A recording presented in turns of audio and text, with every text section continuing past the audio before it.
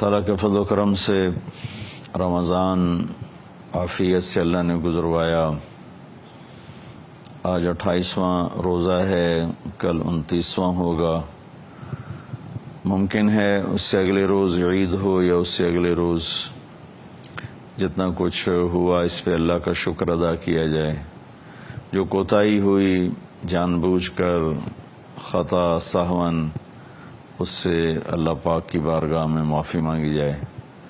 कि अल्लाह के नबी का फरमान है, मा असर्रा मन इस्तग़फ़र व इन आद फिल यौम 70 मर्रा।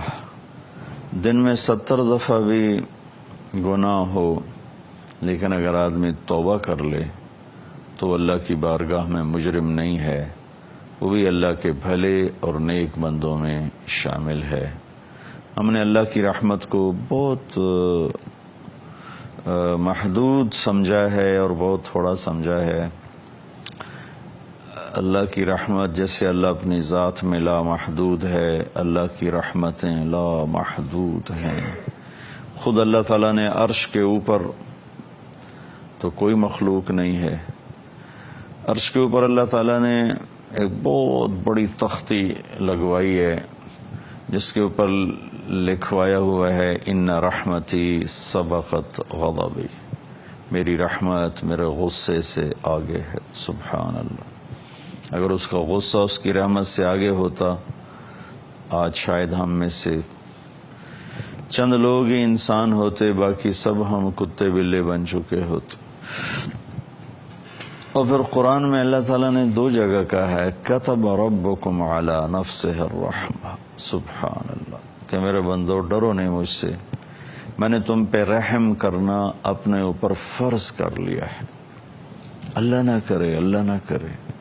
अगर ये आयत यूँ होती, कतब रब्बुकुम अला नफ्सिहिल ग़ज़ब, कि तुम्हारे रब ने तुम पे गुस्सा करना फ़र्ज कर लिया है, तो ये तो धरती में शायद जानवर भी जिंदा न बचते, पानी की बूंद ना होती। उस मालिक ने करम फरमाया, इस वक्त 7 अरब इंसान हैं और सारे के सारे इंतहा दर्जे की नाफरमानियों पर डटे हुए हैं। अल्लाह का मजाक उड़ाते हैं, अल्लाह के दीन का मजाक उड़ाते हैं, कुरान का मजाक उड़ाते हैं, शरीयत का मजाक उड़ाते हैं, पर्दे का मजाक उड़ाते हैं, दाढ़ी का मजाक उड़ाते हैं, सुन्नत का मजाक उड़ाते हैं, अपने नबी की ज़िंदगी को बेहैसियत करार देते हैं और आवारगी, फहाशी, बेपर्दगी, गुनाहों की स्याही वो मेकअप बन चुकी है। दिलों का पत्थर होना वो तहजीब बन चुका है। अखलाक हया का उठ जाना ये आज का दस्तूर बन चुका है। कुर्बान जाऊं उस अल्लाह पे जो अपनी रहमत को गुस्से से आगे रखे हुए है। अगर उसका गुस्सा उसकी रहमत से आगे होता तो शायद साउथ अमेरिका से साउथ अफ्रीका तक और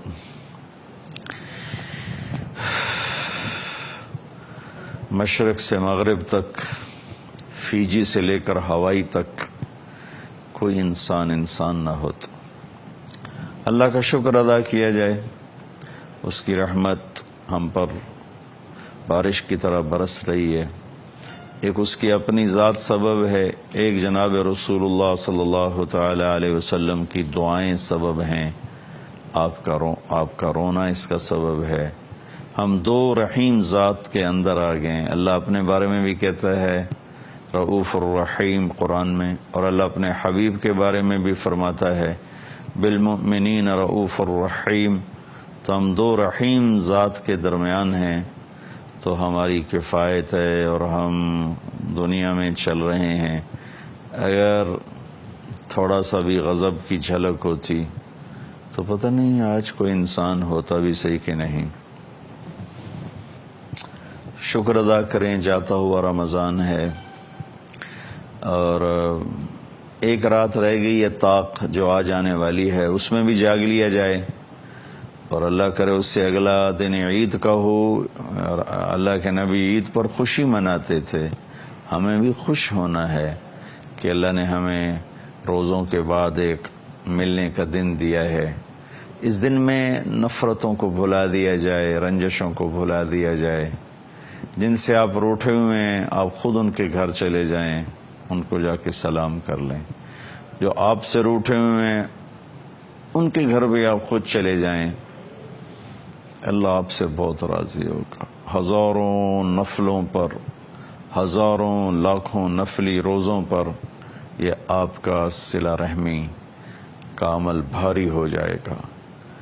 اور ویسے بھی میرا دیس نفرت نفرت بغض بغض سینہ پک گیا ہے، دیکھ دیکھ کے، سن سن کے۔ مذہب کے نام پہ عجیب و غریب نفرت ہے، سیاست کے نام پر ہے، رشتوں ناتوں کے نام پر ہے، قومیت پر ہے، صوبوں پر ہے، زبانوں پر ہے، عجیب و غریب حال ہے۔ اللہ اپنا فضل فرما دے، شاید کسی رونے والی کی تو فعل اللہ تعالیٰ پوری قوم کا بیڑا پار کر دے، اور پوری امت پر جو حال ہے، جس طرح لاشیں گر رہی ہیں، معصوم بچوں کے پرخشے اڑ رہے ہیں، اس سب سے نکلنے کا ایک ہی حل ہے کہ ہم سب اللہ کی بارگاہ میں جھک جائیں، توبہ کریں۔ یونس علیہ السلام کی قوم پہ عذاب آنے لگا تو سب سجدے میں گر گئے، اللہ نے عذاب اٹھا دیا۔ تو عید کا موقع ہے، ہم خوشی سے ملیں، کھلے ماتھے ملیں، ایک دوسرے کو معاف کر دیں۔ خاص طور پر جو قریبی رشتے ہیں، خون کے رشتے، بہن بھائیوں کے، خالہ، چاچا، ماموں، پھوپھی، یہ جو ماں باپ سے جو رشتے وجود میں آتے ہیں، خاص طور پر ان کو معاف کر کے خود جا کر ان کے گلے لگ جائیں۔ زیادتی بھی کی ہے تو معاف کر دیں۔ تو میرے نبی کا اس پر وعدہ ہے کہ جو صلہ رحمی کرے گا وہ جنت الفردوس میں ایک اعلیٰ درجے کی جنت ہے، جس میں اللہ تعالیٰ اس کو داخل فرمائے گا، اور وہاں شہید نہیں جا سکتا، اور وہاں بڑے بڑے نیکوکار نہیں جا سکتے۔ وہاں 3 آدمی جائیں گے، ایک عدل کرنے والا، ایک رشتہ داروں سے اچھا سلوک کرنے والا، اور ایک حلال کمائی میں پوری نہیں پڑتی تھی، حرام کما سکتا تھا، نہیں حرام میں گیا، اور اسی حلال میں گھٹ گھٹ کے زندگی گزار کے چلا گیا، ایک وہ اس میں جائے گا۔ تو میں آپ سب عزیزان جو سن رہے ہیں ان سے گزارش کرتا ہوں کہ عید کا دن رنج بھلانے کا ہو، غصے کو دور کرنے کا ہو، لڑائیاں ختم کرنے کا ہو۔ لوگ ابھارتے ہیں تیری نک نہیں رانی، تیری عزت نہیں رانی، تینوں کہیں پوچھنا نہیں، تو بغیرت ہو گئے، یہ سب شیطانی باتیں ہیں، اور یہ بات کرنے والے ہمارے بڑے ہی نادان دوست ہیں، بہت ہی ناسمجھ دوست ہیں۔ اللہ تعالیٰ ایسی نصیحتوں سے ہم سب کی حفاظت فرمائے۔ تو عید کو ہم خوبصورت بنائیں، ایک دوسرے سے مل کر محبت کے ساتھ۔ نبی پاک صلی اللہ علیہ وسلم عید الفطر میں صبح کچھ کھا کے جاتے تھے، اور بڑی عید قربانی میں کچھ نہیں کھاتے تھے، جا کے نماز پڑھاتے تھے اور آ کے قربانی کا گوشت کھاتے تھے، لیکن عید الفطر میں جانے سے پہلے میٹھا کھاتے تھے، کھجور ہوتی تھی یا کوئی اور ایسی میٹھی چیز۔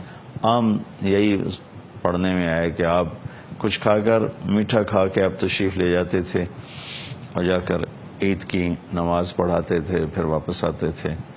تو عیدگاہ تھی مدینہ منورہ میں جہاں سارے اکٹھے ہوتے تھے، وہاں عید کی نماز ادا فرمایا کرتے تھے، پھر سب ملتے تھے، پیار محبت، ہنسی مذاق سب کچھ ہوتا تھا۔ تو اس کو بھی ہم خوشی کا دن بنائیں اور توبہ کا دن بنائیں۔ اور ایک چیز رہ گئی تھی، میں اس کو جاتے جاتے کہہ دوں، ہیں تو اگرچہ 2 دن پتہ نہیں کتنے لوگ اس کو دیکھتے ہیں، صدقہ فطر جس کو ہم فطرانہ کہتے ہیں، یہ 29 کی شام سے پہلے ادا کر دیا جائے تو پھر روزوں کی میل کچیل صاف ہو جاتی ہے، روزے آسمان تک چلے جاتے ہیں۔ نہ ادا کیا جائے تو پھر یہ معلق ہو جاتے ہیں، لٹک جاتے ہیں، اوپر نہیں جاتے ہیں۔ اور صدقہ فطر کشمش کے حساب سے میرے نبی دیا کرتے تھے، 3 کلو کشمش دیا کرتے تھے۔ 3 کلو کشمش میرے پاس مختلف مدارس کے فتاوی آئے ہیں تو 1200 1300 کے راؤنڈ اباؤٹ یہ چلتا ہے کہ 3 کلو کشمش تقریباً 1300، 1250، 1400 فی کس کے حساب سے، ایک آدمی کا 3 کلو یعنی 1300 روپیہ لگا لے، 1200 لگا لے۔ کھجور کے حساب سے میں نے وہ ایک مدرسے کا فتویٰ ہے 620 روپے بنتے ہیں، جو کے حساب سے 170 روپے بنتے ہیں، اور گندم کے حساب سے 80 روپے یا 100 روپے ہیں۔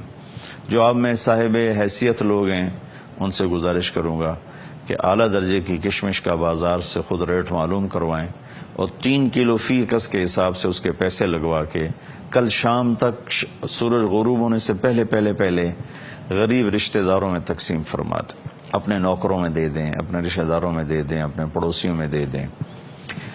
کشمش کا نہیں آپ سمجھتے ہیں ہمت تو آپ کھجور کے حساب سے دے دیں، وہ 620 روپے فی کس ہے، اس کی بھی ہمت نہیں تو پھر جو کے حساب سے، پھر گندم کے حساب سے تو خیر واجب ہے ہی ہے، وہ تو ادا کرنا ہی ہوتا ہے۔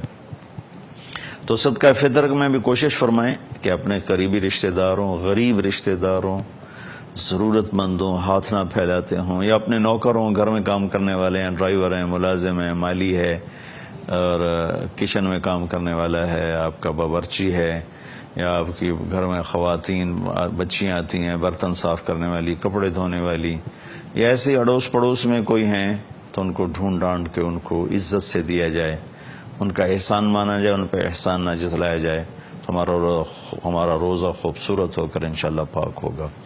اور عید کے دن، عید کی رات اللہ تعالیٰ کے محبوب صلی اللہ تعالیٰ علیہ وسلم نے فرمایا کہ اللہ تعالیٰ فرشتوں سے پوچھتے ہیں کہ مزدور کا بدلہ کیا ہے، جو مزدوری کر دے، تو فرشتے کہتے ہیں اس کا مزدوری دی جائے، تو اللہ کہتے ہیں میں نے اپنے بندوں کے روزے اور رات کی تراویح کی وجہ سے سب کو معاف کیا۔ پھر جب صبح عید کا دن ہوتا ہے تو کروڑوں، اربوں، کھربوں فرشتے زمین پر اترتے ہیں اور عیدگاہ کی طرف لائنیں بنا کے کھڑے ہو جاتے ہیں اور زور زور سے پکارتے ہیں کہ اے امت محمد آؤ اپنے رحیم رب کی طرف، اپنے مہربان رب کی طرف۔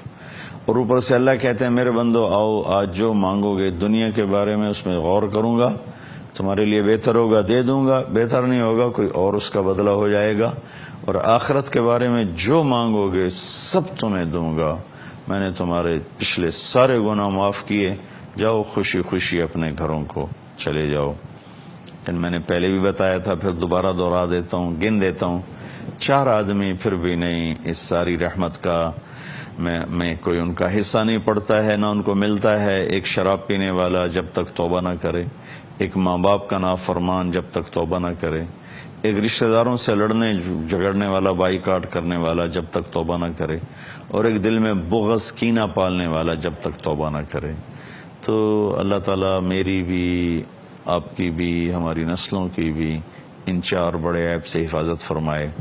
رمضان میں ماشاءاللہ آپ نمازیں پڑھتے رہے، ذکر کرتے رہے، قرآن پڑھتے رہے، باقاعدگی سے آتے رہے۔ بہت سے اب ہوں گے میرے بھائی بہن، بچے بچیاں جو ہی عید کا چاند نظر آئے گا تو نماز بھی چلی جائے گی، دوپٹہ بھی چلا جائے گا، اور قرآن بھی چلا جائے گا، ذکر بھی چلا جائے گا۔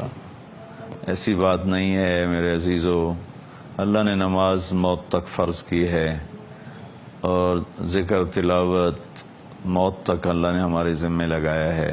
بہت سے لوگ رمضان میں رشوت نہیں لیتے کہ جی رمضان آئے گا رشوت نہیں لینی، گویا رمضان میں شریعت اور ہے اور رمضان کے بعد اور ہے۔ رشوت ہر حال میں حرام ہے، کئی جھوٹ چھوڑ دیتے ہیں، کئی ملاوٹ چھوڑ دیتے ہیں، لیکن کئی دبا کے رکھتے ہیں، وہ بالکل ہی مر چکے ہیں اندر سے۔ تو میری گزارش ہے کہ جس طرح نماز پڑھ رہے تھے ایسے پڑھتے رہیں، جس طرح قرآن پڑھتے تھے پڑھتے رہیں، جیسے سروں پہ دوپٹے تھے باقی رہیں، جیسے جھوٹ سے بچے، رشوت سے بچتے رہیں، تو کل اللہ کی بارگاہ میں بہت سرخرو ہو کر پہنچیں گے۔ اللہ میرے اس پیغام کو میرے لیے بھی آپ کے لیے بھی ہدایت کا ذریعہ بنائے۔ السلام علیکم ورحمۃ اللہ وبرکاتہ۔